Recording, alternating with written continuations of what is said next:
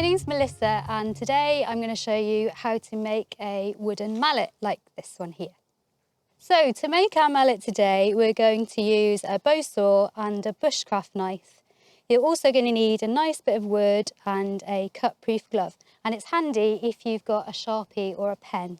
So this wood that I'm going to use today is a piece of sycamore, but you can use other types of wood like hazel or ash or anything that's fairly green and about the right diameter that's comfortable for you to hold, really.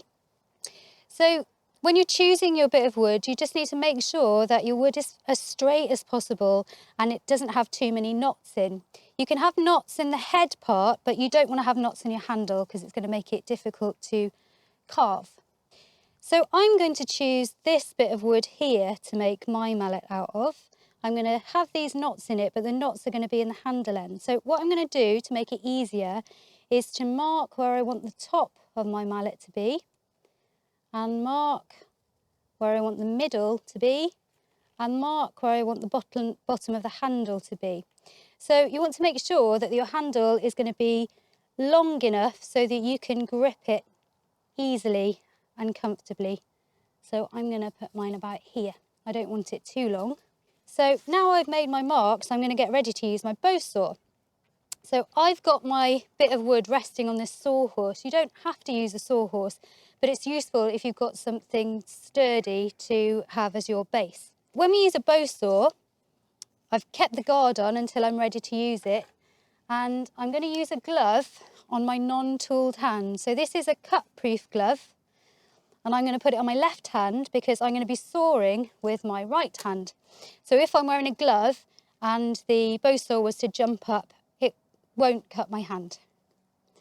First, I'm just going to make sure that I use this bit of rubber to grip onto my bit of wood. And then what I'm going to do is take my guard off. And initially, I'm just going to cut off the end of this bit of wood. So that's the first cut I'm going to make. So what I'm going to do is I'm going to put the blade at this side, right this end of the wood, and I'm going to pull it all the way back twice, just to make an indent into the wood. So the blade that I'm using here is actually a dry wood blade, but I find it gives a nice fine cut. So once I've pulled it back twice, then I'm going to pull it back again, and then I'm going to start going forwards and backwards.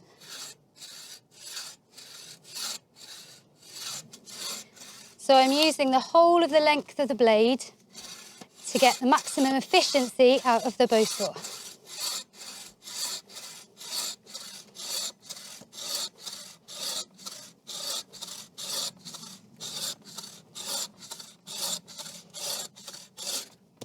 Right, so now I'm at this stage. I'm remembering that this end is going to be the handle and this end is going to be the head of my mallet.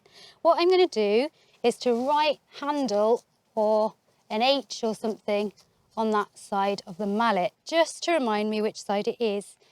Especially if you're doing this activity with children, it's quite nice to be reminded which side is going to be the handle and which side is going to be the head.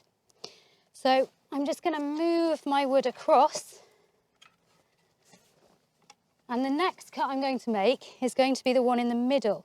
But I'm not going to cut all the way through because if you can imagine that that bit is going to be the handle and this bit is going to be the head, if I cut all the way through, then my handle is going to be cut off. So I'm just going to make a little cut in and then I'm going to turn the wood round and make another little cut and turn it.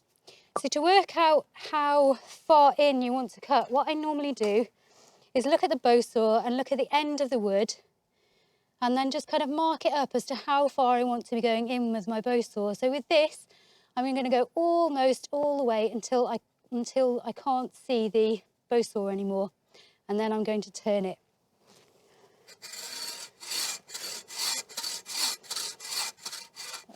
Back to there. I'm going to put my saw down and I'm just going to turn it round.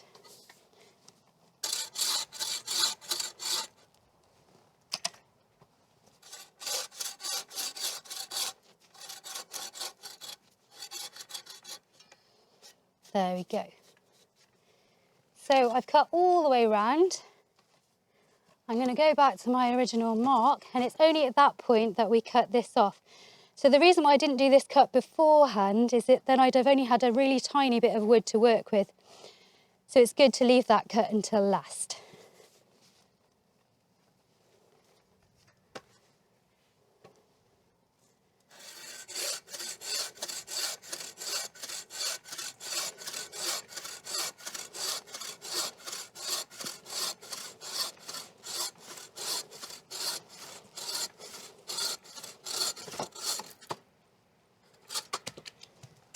Right, so for the next bit, we're going to be using a knife and a mallet.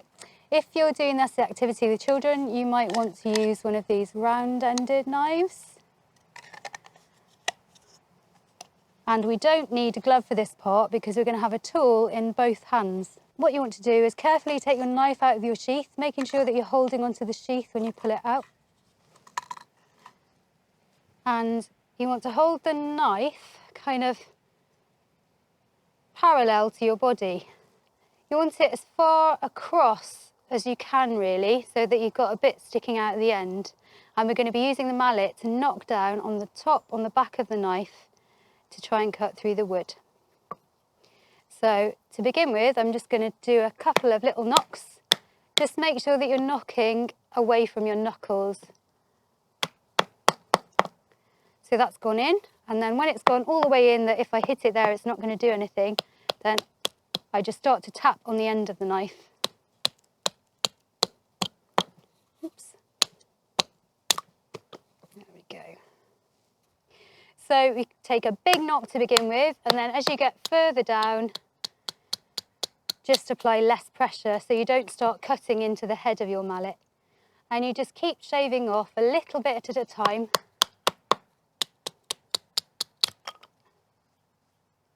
All the way round.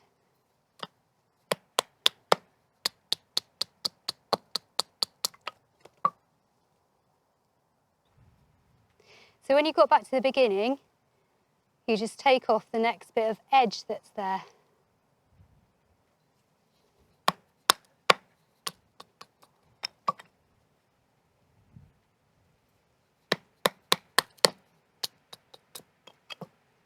And just keep going until you've got something that resembles a handle.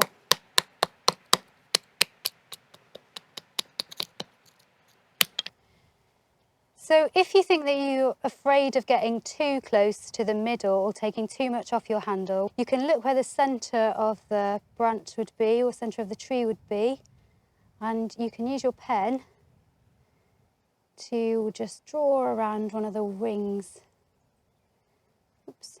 To give you an idea of where you want to stop for your handle. If you make the mark slightly bigger than you actually want it to be, then you want your handle to be, because we're going to whittle some bits off afterwards.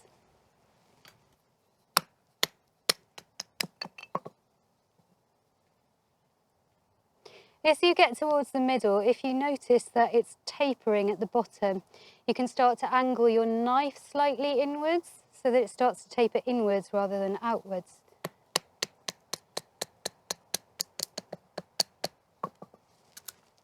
Okay, so if you're finding that when you get to the bottom you've got bits that are sticking out, instead of going back and sawing them off, what you can do is just put your knife, so you've got kind of this right angle here with your body, and just tap it gently with the mallet. Just not too much, but just enough to take off the little sticky outy bits.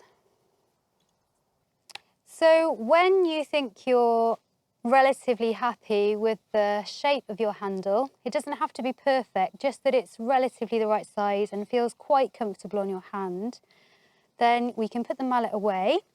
But if you want to refine it and make it nice and soft, you're going to put the glove back on your non-tooled hand, and you can just use your knife to just shave away, making it as smooth as you can. So if you use the log as your base and you hold your mallet pointing downwards, and you just gently shave little bits off at a time with the knife pointing away from your body.